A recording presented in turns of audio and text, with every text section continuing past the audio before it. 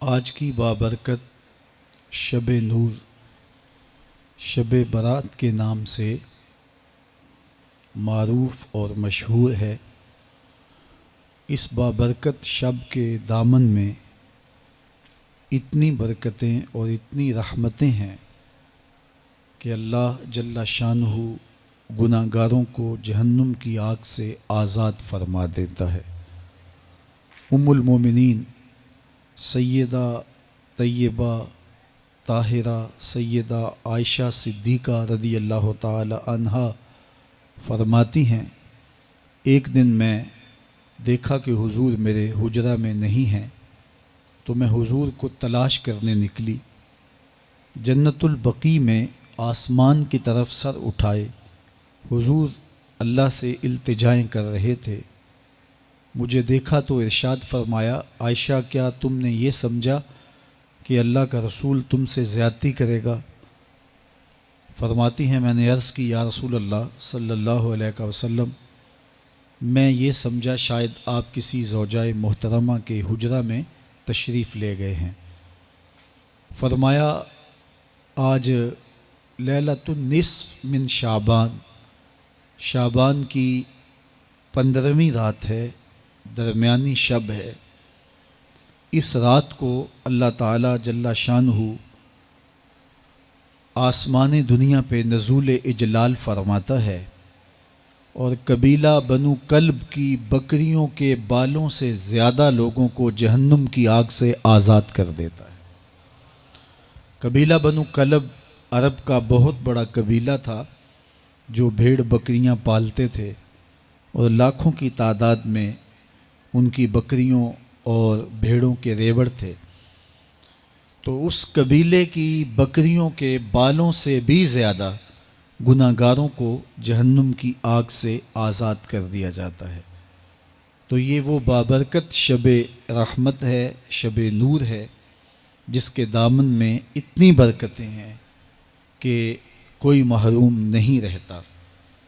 صرف وہ بد نصیب لوگ جو شرک میں مبتلا ہیں، جو سخت کینہ پرور ہیں، جو قطع رحمی کرتے ہیں، قاتل ہیں، عادی شرابی یا بدکار ہیں، انہیں اس مبارک رات میں محروم رکھا جاتا ہے، ورنہ اللہ کی رحمتوں کا عموم اس بابرکت راتوں میں اس قدر ہوتا ہے کہ کوئی گناہ گار جو اس کے حضور ہاتھ دعا کے لیے اٹھاتا ہے اور اپنا دامن پھیلا کے اس کی رحمتیں مانگتا ہے، اسے محروم نہیں رکھا جاتا، بلکہ اللہ سب گناہ گاروں کو جہنم کی آگ سے آزاد کر دیتا ہے۔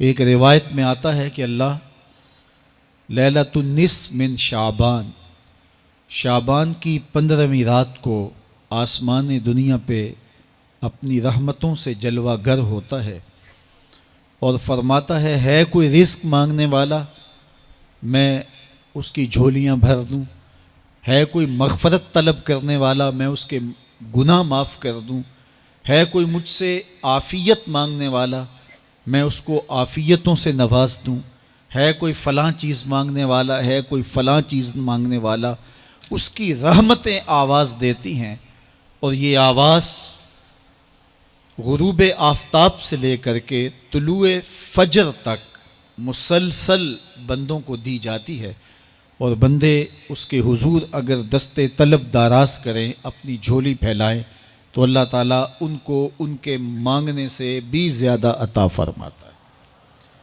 اس امت کو اللہ تعالیٰ نے اس طرح کی راتیں دے کر کے مغفرت، بخشش، غفران اور رحمتوں کی فراوانی نصیب کی ہے۔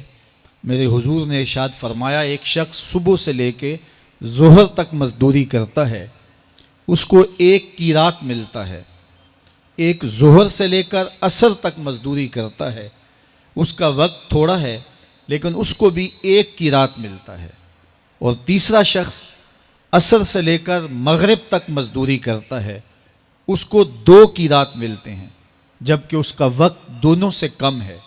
فرمایا پہلی مثال یہود کی ہے، دوسری مثال نصارہ کی ہے، اور تیسری مثال میری امت کی ہے کہ اس کو تھوڑے عمل پر زیادہ ثواب دیا جاتا ہے۔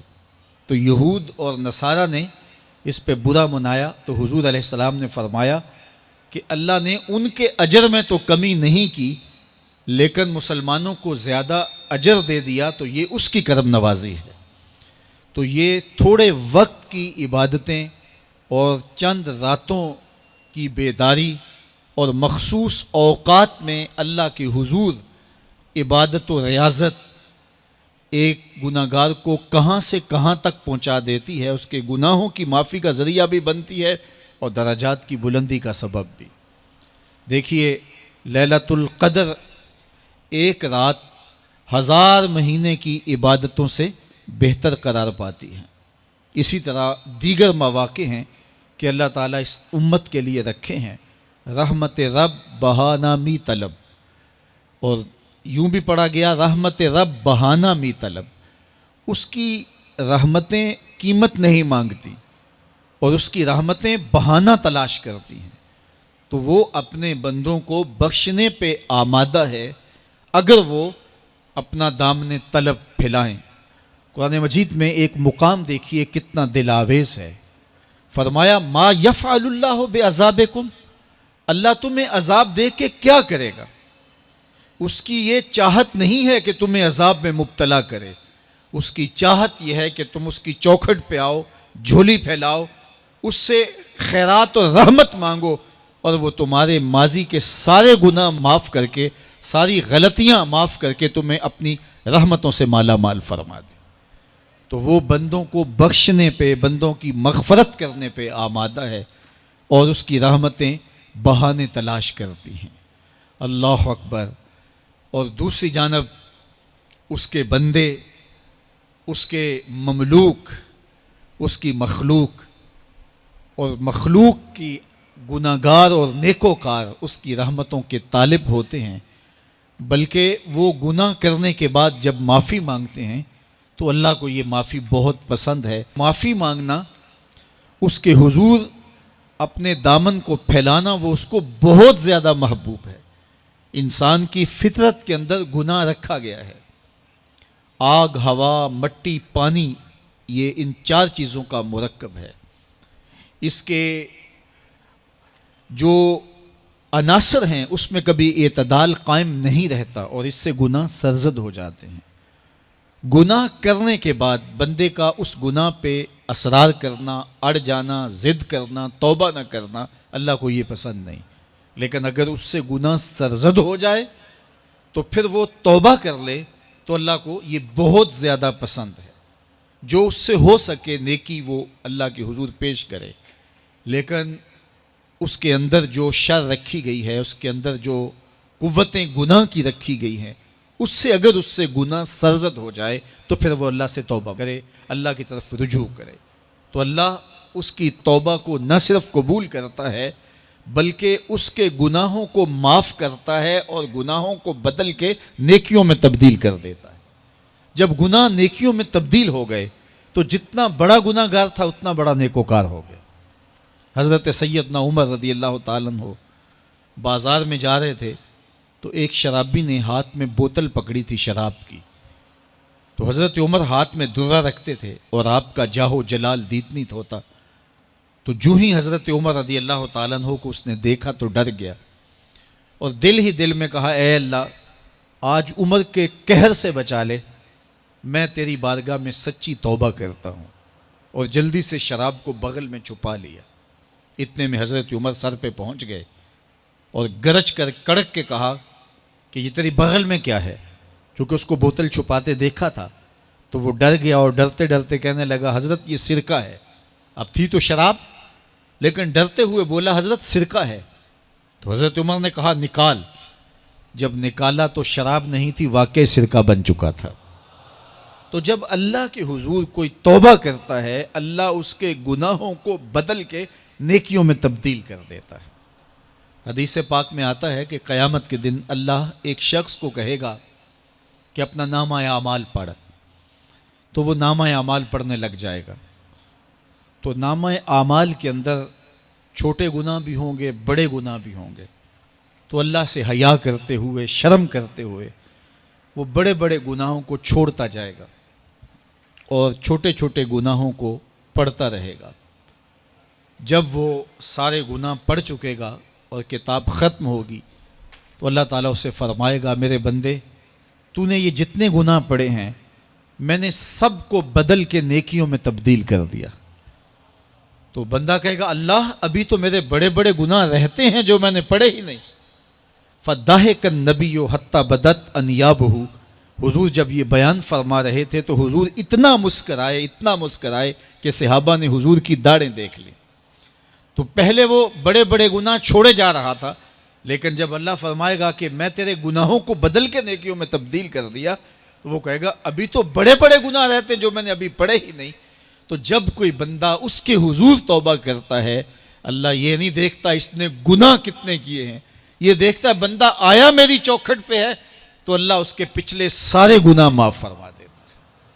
اللہ اکبر۔ میرے اور آپ کے آقا و مولا نے اللہ کے حضور توبہ کرنے اور اس پر اللہ کی خوشی اور اللہ کی خوشنودی کا ذکر کرتے ہوئے ایک مثال بیان فرمائی کہ ایک شخص صحرا میں سفر کر رہا تھا، تو وہ ایک درخت کے نیچے دوپہر کاٹنے کے لیے، سستانے کے لیے رک گیا اور درخت کے ساتھ اپنے اونٹ کو باندھ دیا اور خود لیٹ گیا تاکہ دوپہر کاٹ لوں۔ تھوڑی دیر کے بعد جب اس کی آنکھ کھلی تو اس نے کیا دیکھا کہ اونٹ ماں ساز و سامان کے ساتھ غائب ہے۔ اب صحرا میں اونٹ کا گم ہو جانا گویا زندگی چلے جانے کے مترادف ہے۔ تو اس نے دائیں بائیں بھاگ دوڑ کے دیکھا کہ کہیں اونٹ کا نشان مل جائے، لیکن اونٹ کا نشان نہیں ملا۔ تا حد نظر کوئی انسانی آبادی نہیں۔ وہ بھاگا اور تھک ہار کے دوبارہ اسی درخت کے نیچے بیٹھ گیا اور پیاس سے ہلکان ہوا جا رہا تھا اور درخت کے ساتھ ٹیک لگا کے لیٹ گیا اور موت کا انتظار کرنے لگا۔ جن لوگوں نے صحرا کا سفر کیا ہے ان کو اس بات کا اندازہ ہوگا کہ کئی 100 میل تک انسانی آبادی ہی نہیں، اب نہ کچھ کھانے کے لیے بچا نہ کچھ پینے کے لیے بچا، اونٹ بھی غائب ہو گیا، توشہ بھی ساتھ ہی چلا گیا، تو اب ظاہر ہے سیدھی موت ہی نظر آ رہی ہے۔ تو وہ اس درخت کے ساتھ ٹیک لگا کے بیٹھ جاتا ہے اور موت کا منتظر ہوتا ہے۔ تھوڑی دیر کے بعد پھر اس کی دوبارہ آنکھ لگ جاتی ہے۔ جب دوبارہ آنکھ لگتی ہے تو تھوڑی دیر بعد پھر آنکھ کھلتی ہے۔ جب دوبارہ آنکھ کھلتی ہے تو دیکھتا ہے کہ اونٹ جو گما تھا ماں ساز و سامان کے اس کے پاس کھڑا ہے۔ تو صحرا میں اس حالت میں اونٹ کا مل جانا زندگی مل جانے کے مترادف ہے۔ تو وہ اتنا خوش ہوا کہ خوشی کی انتہا نہ رہی، بلکہ مسرتوں کے ہجوم میں درک گیا اور کہنے کیا لگا، اللہم انت عبدی وانا ربک، اے اللہ تو میرا بندہ اور میں تیرا رب۔ کہنا تو یہ تھا کہ تو میرا رب اور میں تیرا بندہ، لیکن مسرتوں کا ہجوم ہی اتنا تھا، خوشیوں کا ہجوم ہی اتنا تھا کہ زبان پہ قابو نہ رہا۔ کسی کے آنے سے ایسے ہوش اڑے ساقی کے، شراب سیخ پہ ڈالی اور بوتل میں کباب۔ کہنا یہ تھا اللہم انت ربی وانا عبدک، لیکن اس قدر خوش ہوا جب بھی تیری قربت کے امکان نظر آئے ہم اتنے خوش ہوئے کہ پریشان نظر آئے۔ تو کہنا یہ تھا کہ اے اللہ تو میرا رب اور میں تیرا بندہ، لیکن خوشیوں کے ہجوم میں وہ کہتا ہے اللہم انت عبدی وانا ربک، اے اللہ تو میرا بندہ اور میں تیرا رب۔ حضور یہ بات بیان کرنے کے بعد صحابہ سے پوچھتے ہیں کہ ذرا بتاؤ اس بندے کو کتنی خوشی ہوئی کہ خوشی میں زبان بھی قابو نہ رہی اور اپنے آپ پہ کنٹرول نہ رہا، اور خوشیوں کے ہجوم میں اسے یہ بھی پتہ نہیں چل رہا کہ وہ کیا بول رہا ہے۔ تو صحابہ نے عرض کی حضور بہت زیادہ اسے خوشی ہوئی۔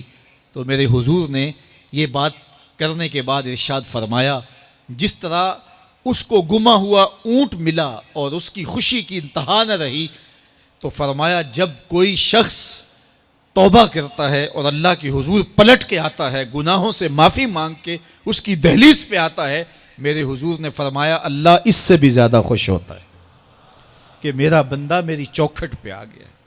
تو وہ یہ چاہتا نہیں کہ اپنے بندوں کو عذاب دوں، وہ خود آگ میں چھلانگے لگائے تو اس کی مرضی، اگر گناہ سرزد بھی ہو گیا ہے تو کوئی بات نہیں، معافی مانگ لی جائے.